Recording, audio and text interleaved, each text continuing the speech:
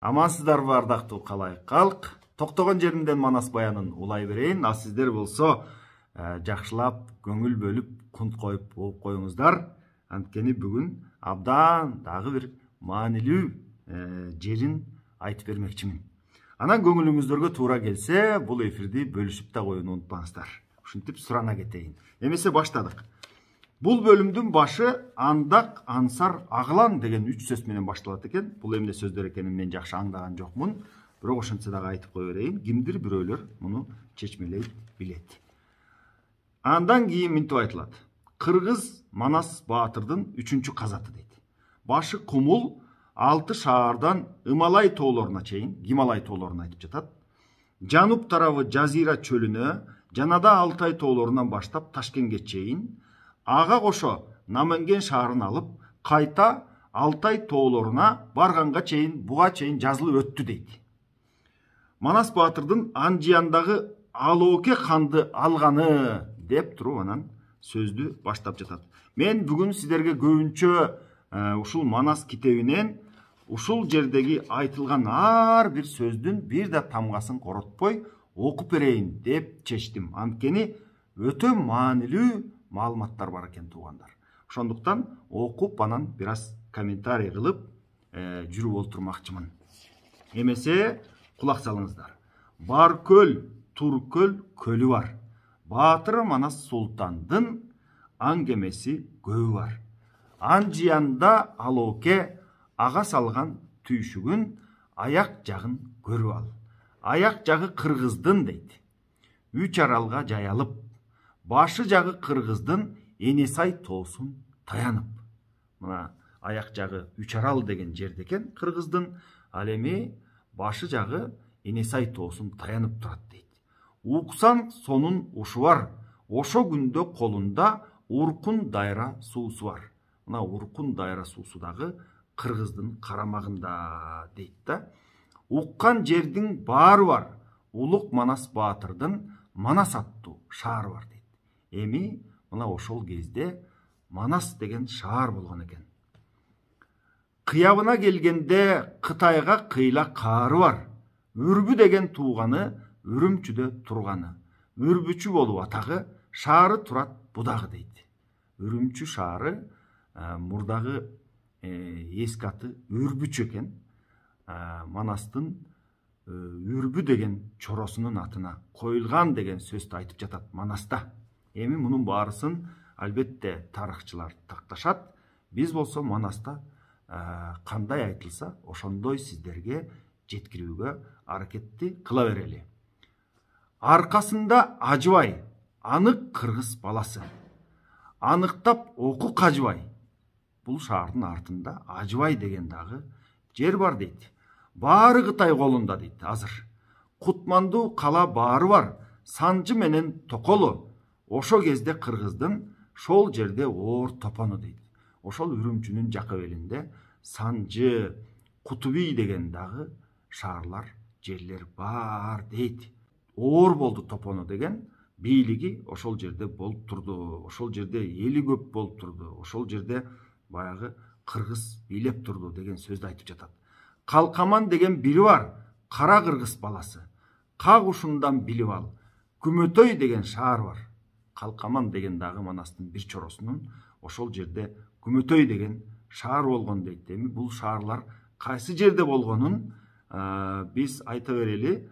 Тарыхчыларыбыз тастыкташаар, дагы Манасты изилдей турган учурлар али дагы алдыда. Ушул Манаста кандай айтылса сиздерге айтып берүү вазипамды аткара берейин. Манас күткөн 40 баатыр, Бейжиңге чейин баары бар. Бакай хан деген кары бар. Бакай хандын турганы Бабакары дагы бар дейт. Кадимки Бакай атабыздын Бабакар деген калаасы болгон экен. Түрк уулунан артыкча мурунку өткөн кыргыздар Кытайга кылган чатагы дейт. Түрк элдеринин ичинен айрыкча кыргыздар ушул Кытайга көп чатак салды дейт да. Бабакары базары ушу күндө атагы Кара Корум четинде. Бакай атабыздын Бабакары деген шаары ошол жерде базар болгондугу тууралуу дагы маалымат айтылууда. Ушул шаар азыркы Кара Корум деген жердин четинде болчу дейт. Эми албетте муну биздин тарыхчыларыбыз тастыктайт. Бабакар шаары кайсы жерде болгон, Кара Корум шаары кайсы жерде. Ал эми мен журналист катары интернеттен карасам, Кара Корум деп баягы интернетке суроо жазсам, Кара Корум азыркы Монголияда экен да. Ал шаар жөнүндө интернетте мындай дейт. Кара Корумду бул доорлорго чейин алгач хундар баягы ээлеп турган, анан түрктөр ээлеп турган, андан кийин наймандар, керейеттер ээлеп турган. Мына ушундай эски шаар дейт. Эми бул журналист катары гана сыртынан баягы мен интернеттен таап билип окуп сиздерге маалымат иретинде айтып жатам. Бирок буну тарыхчылар албетте тастыктайт. Тарыхчылар баягындай тастыктоолорду келтирип, ал жерди баягы археологдор казып көрүшүп, андан кийин ошол жерден кыргыздын изин табышып, андан кийин тастыктайт. А мен Манаста кандай айтылса сиздерге ошондой жеткирип, айрым жерлеринде өзүмдүн ушул кичинекей ойлорумду кошуп коюп жатам. Ал үчүн айып этпеңиздер, өзүр сурайм. Анда эмесе сөзүбүздү андан ары улайлы. Энесей дайра бетинде Чалыбай деген шаар бар дейт. Энесей жакта ошол дайранын жээгинде Чалыбай дегендин да шаары бар дейт да.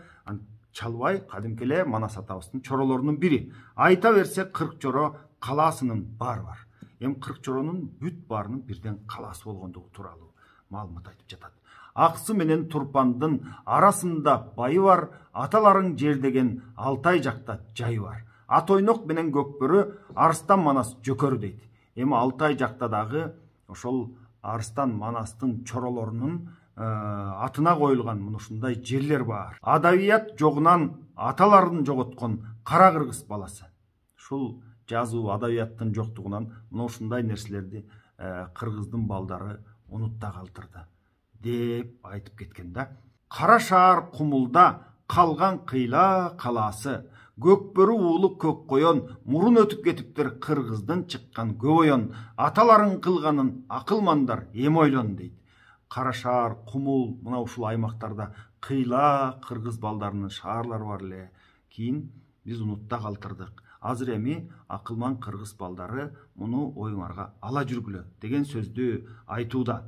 Алып алты шаарын, лоп дайранын жээгинен ойрон кылып баарын, түп-түз кылып талкалап дүбүрө кандын шаарын, саңыроо сас суратоо, самсып жаткан Кытай жоо, сандыргалуу Манастан калган эмес бири соо дейт.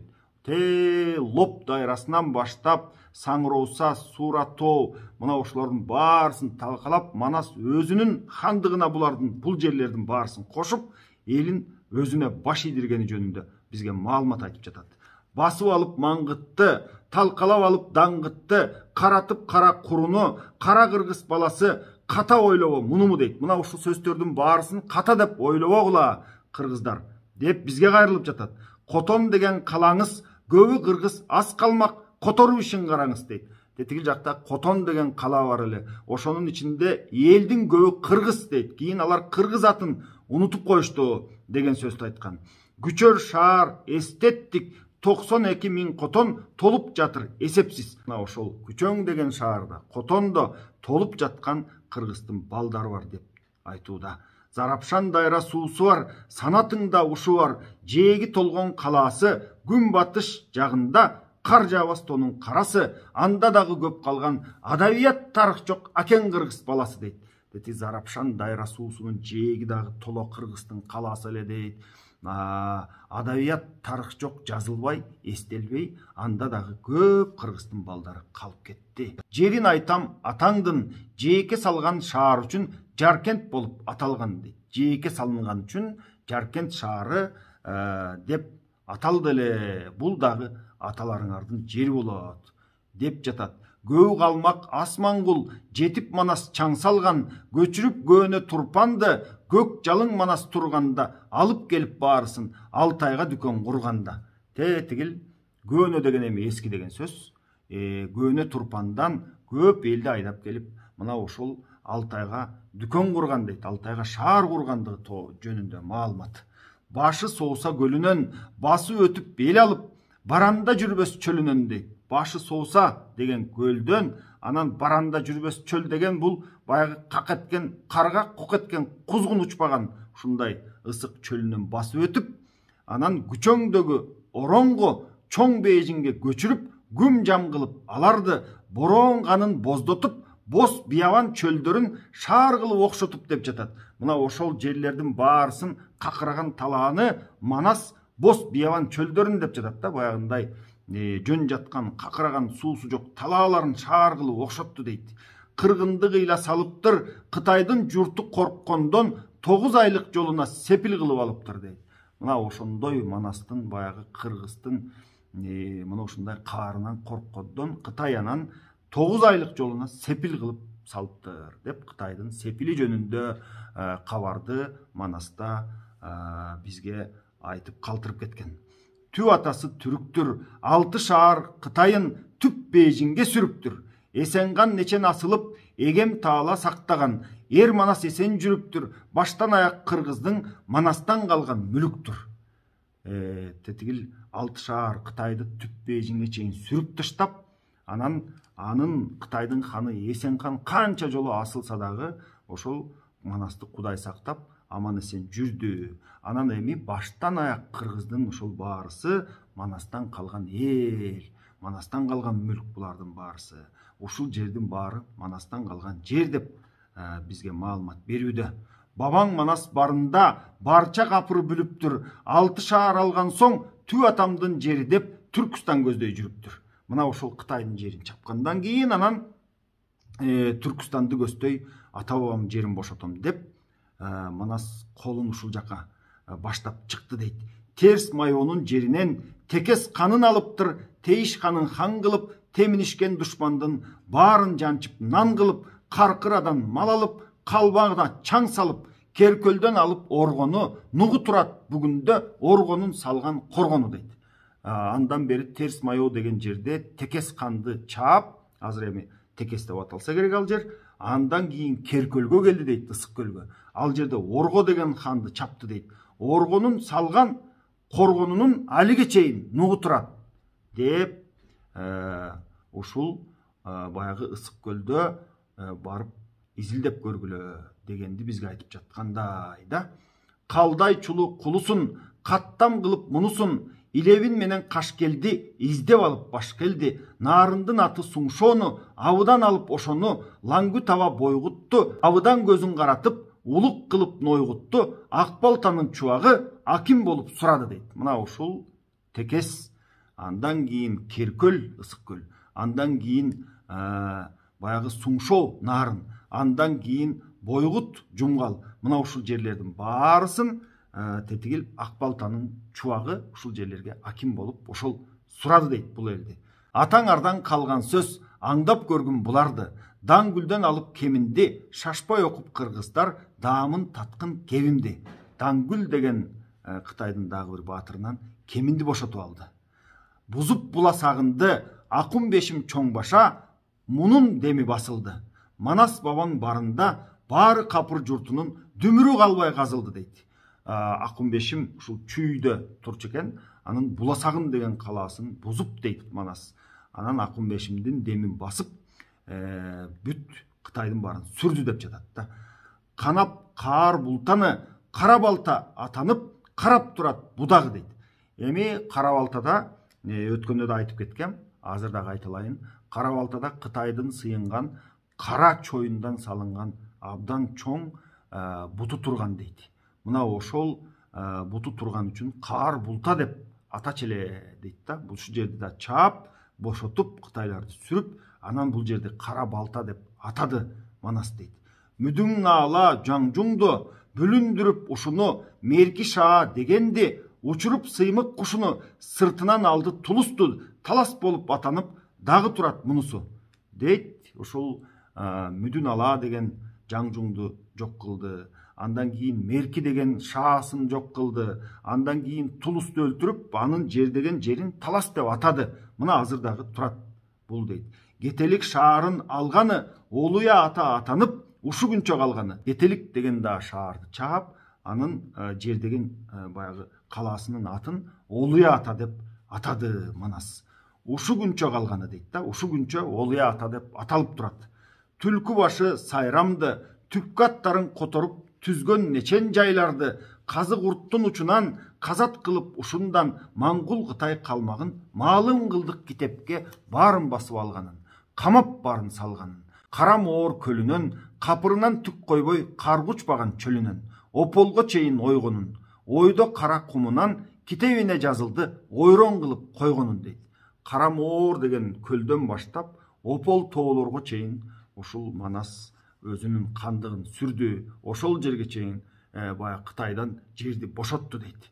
Сыр жагында кызыл кум, окугандар билесиң сырттандар кылган кызыгын. Апары саяп тушунда алдырган экен бабаңар, кей көзгө ушунда Ташкенде болгон саларык дейт. Баягы апары саяп дегендин тушунда кей көз деген баатырга жалпы алаш, жалпы кыргыз, түрк балдары ошол Ташкенди кей көзгө алдырып койгон дейт да. Ташкенде болгон саларык, баштагы өткөн бабаңдын бар нускасын салалык. Самарык деп бири бар, Сагынбайдын сөзү деп заманыңда билип ал. Кей көз арык дагы бар, Кытайдан мурун эрендер ээлеп жүргөн чагы бар дейт.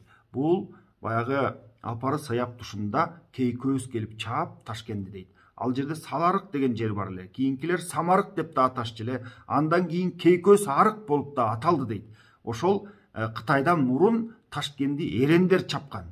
Мына ошол учурда 200 жылга чамалаш, ээ боло албай көп алаш, Моңгол Кытай алыптыр. Китебинен көрөсүң, Панускан паша турганда Манас уруш салыптыр. Көкөтөйүн хан кылып, көңкү журтун алыптыр. 12 капка Ташкенди оолакка айдап башка элди алып берген алашка, арбагына дуа кыл, акырет кеткен Манаска дейт. Мына ошол 12 капка Ташкенди баягы кей көстөн кийин 200 жылдан кийин Кытайлар чаап алышкан. Андан кийин да 200 жыл ала алышпай турганда, анан ушул алаштын түрктүн балдарына Манас келип чаап алып берген. Эми ошол Ташкенди алып берген үчүн, башка элди оолак айдагандык үчүн Манастын арбагына дуа кылып тургула деп айтып кетип жатат бизге. Бу Түркүстан жериңиз мурунку аты Нааманды, бузукту Манас салган соң Араниктин шаарына адамы качып камалды. Наамандыктын баарысы, жашы менен карысы Араникке барганы. Араникте ашар суу, аны да Манас алганы. Наамандын кени экен деп Наманген атка калганы. Жана өткөндө да айттык, ошол Нааман бул бүткүл Түркүстанды Кытайлар ушинтип атачу экен. Андан кийин Наамандын баары толгон үчүн жанагы Араник деген жерди Наамандын бул кен экен, Кытайдын кени ушу жерде экен деп, анан кийин ал жерди чаап алгандан кийин Манас атын которуп Наманген деп койду дейт да. Далил коюп айтайын, болжоп көргүн баарысын. Боло койбос жалганы. Анжиянда Алооке айтылып катка жазылды, ал жолу аман калганы. Алтайдан көчүп Манас азырланды бүгүндө Алоокеге барганы дейт. Эми бул сөздөрүмдүн баарысын мен далил менен айтам. Бул сөздөрүмдө жалган жок деп ушул Манас эпосунда ушундай айтып кеткен. Ал эми азыр болсо Манас өткөндө жортуул кылбай токтоп анан Алтайга көздөй кетип калды эле. Азыр эми кайра Анжиянга кайтып келип туруп Алоокеге чабуул койгонго азырланып калды дейт, даярданып. Эми кандай болот мындан ары? Ал сөздү Кудай буйрса эртең улайбыз туугандар. Бүгүнчө баарыңыздар менен коштошмокчумун. Аман туруңуздар.